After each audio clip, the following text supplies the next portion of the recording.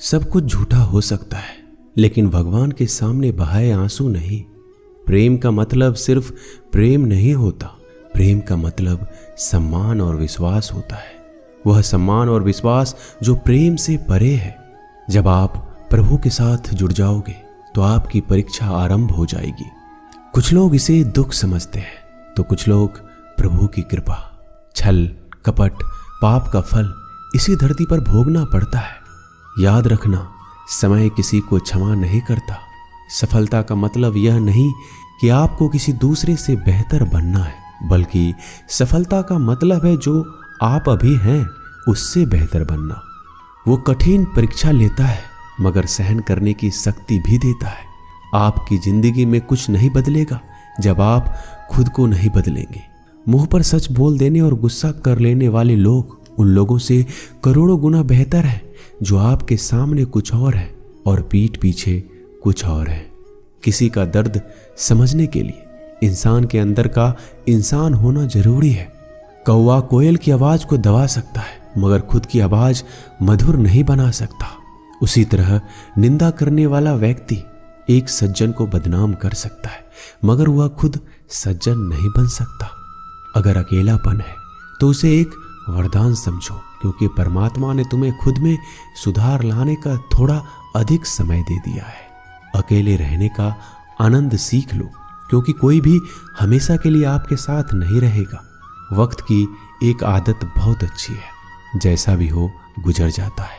कामयाब इंसान खुश रहे या ना रहे, खुश रहने वाला इंसान कामयाब जरूर हो जाता है। किसी का साथ होना ही सबसे ज्यादा कीमती हो जाए, वह रिश्ता जिंदगी का सबसे बड़ा हासिल होता है। जब सुखी हो तो भगवान को मत भूलना, और जब दुखी हो तो भगवान पर विश्वास रखना। उन्हें छोड़ देना उचित है जो आपके होने का मूल्य नहीं जानते हो।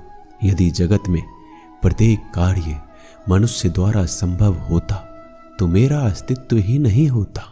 जहां से तुम्हारे रत्नों का अंत होता है वहीं से मेरा अर्थात ईश्वर का कार्य प्रारंभ होता है। बच्चा क्या खाएगा, क्या पिएगा, क्या पहनेगा, इसका ध्यान बच्चा नहीं उसकी माँ रखती है।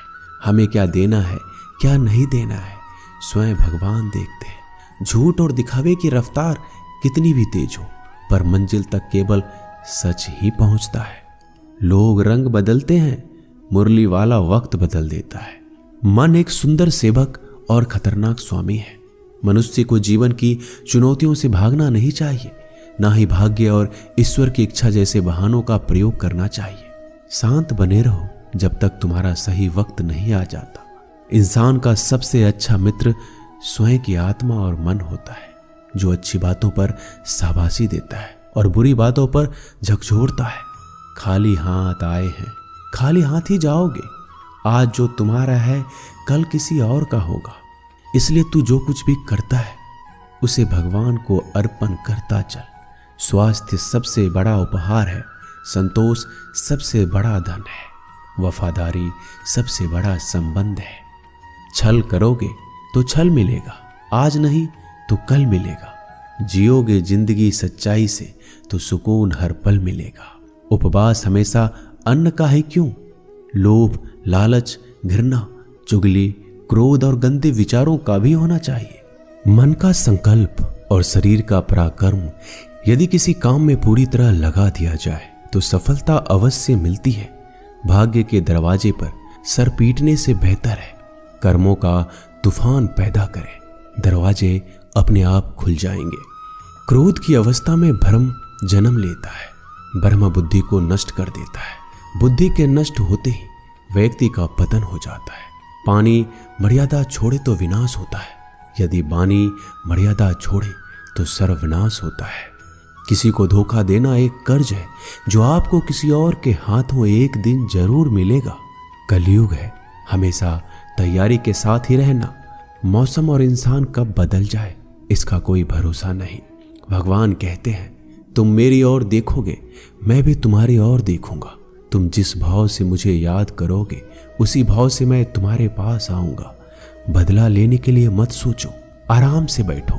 जिन लोगों ने आपके साथ बुरा किया है अंत में उनके साथ भी बुरा ही होगा।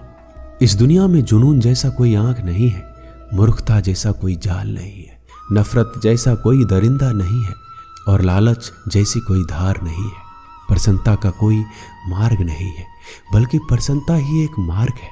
अगर आप सही दिशा में हैं तो चिंता मत कीजिए, बल्कि उस दिशा में चलते रहिए। ऐसा करने से अवश्य ही आप अपने लक्ष्य को प्राप्त कर लेंगे। इस पूरी दुनिया में सबसे ज्यादा कीमती है समय, इसलिए बर्बाद ना करें, नहीं तो अंत में आपको पछतावे के अलावा कुछ नहीं मिलेगा। जिंदगी में अपनी तुलना किसी से मत करो।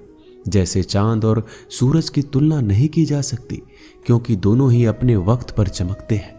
यदि किसी काम को करने में डर लगे तो याद रखना, यह डर संकेत है कि आपका काम वाकई में बहादुरी से भरा है। ख्वाब जिनके ऊंचे और मस्त होते हैं, इम्तिहान भी उनके जबरदस्त होते हैं, हौसले भी उनके कई बार पस्त होते हैं, लेकिन जुनून में वह मदमस्त होते हैं। पहाड़ की ऊंचाई आपको कभी आगे बढ़ने से नहीं रोकती, बल्कि आपके जूते में पड़े कंकर आपको आगे बढ़ने से रोकते हैं। निकाल फेंको उस कंकर को, सिर्फ मरी हुई मछली को पानी का बहाव चलाती है। जिस मछली में जान होती है वो मछली अपना रास्ता खुद बनाती है। अपने हौसले को ये मत बताओ कि तुम्हारी परेशानी कितनी बड़ी है, अपनी परेशानी को बताओ कि तुम्हारे हौसले कितने बड़े हैं। सफल वो नहीं जो अपने दुश्मनों पर विजय प्राप्त करता है, बल्कि सफल तो वो है जो अपनी इच्छाओं पर भी विजय प्राप्त करता है। अगर केवल इसलिए आपने अपने सपनों पर काम करना बंद कर दिया है क्योंकि किसी को लगता है कि आप उसे नहीं कर सकते, तो वो आपका सपना नहीं है, वो बस आपकी एक छोटी सी इच्छा है। जो लोग आपको नजदीक से नहीं जानते, उनकी बातों को दिल पर मत लो, आगे बढ़ो और कुछ करके दिखाओ। जिंदगी में अच्छे लोगों की तलाश मत करो, बल्कि खुद अच्छे बन जाओ। आपसे मिलकर शायद किसी की तलाश पूरी हो जाए।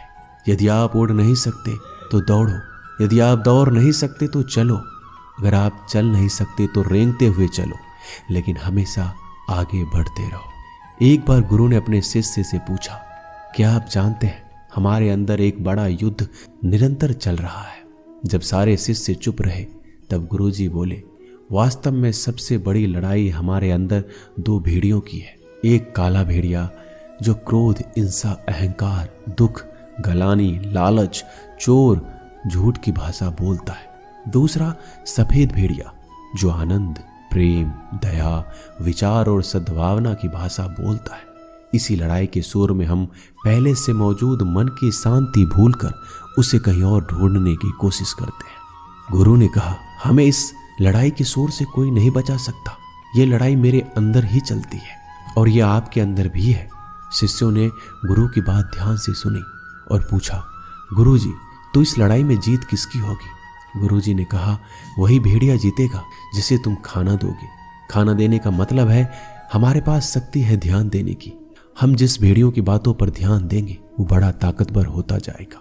इसलिए हमेशा क्रोध से पहले दया चुनना चाहिए, लालच से पहले उदारता, चिंता से पहले शांति और स्थिरता जोड़नी चाहिए और चलन से पहले सद्भावना को चुनना चाहिए। ऐसा करते करते हमारा मन अपने आप आनंदित रहने लगता है। जैसे शरीर को आराम दिया जाए तो वो ठीक होने लगता है, वैसे ही मन की शोर से आराम मिलता है, तब वो खुद ब खुद निर्मल हो जाता है। दोस्तों, इस वीडियो में बस इतना ही। मैं आशा करता हूँ कि आपने इस वीडियो से बहुत कुछ सीखा होगा। मिलते हैं अगले वीडियो में। अपना ख्याल रखिएगा। धन्यवाद। जय श्री कृष्णा।